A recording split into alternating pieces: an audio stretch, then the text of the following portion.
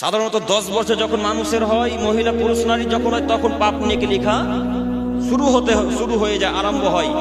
ওই সেদিন থেকে নিয়ে আজ এপ্রিলের 1 তারিখ থেকে আজ এপ্রিলের 1 তারিখ পর্যন্ত যত পাপ করেছেন 55 বছর যাবত যত পাপ করেছেন, 60 বছর জীবনীতে যত পাপ করেছেন, 40 বছর জীবনীতে যত পাপ করেছেন, কাদের রাত্রিতে উঠে আল্লাহ তাআলাকে এক পর্যায়ে যদি বলেন, আল্লাহ ভুল করেছি তুমি ক্ষমা করো, কাদের রাত্রে যদি ইবাদত করেন, তাহলে আল্লাহ তাআলা তার সব পাপকে ধুয়ে মুছে পরিষ্কার করে দেবেন। আল্লাহু আকবার।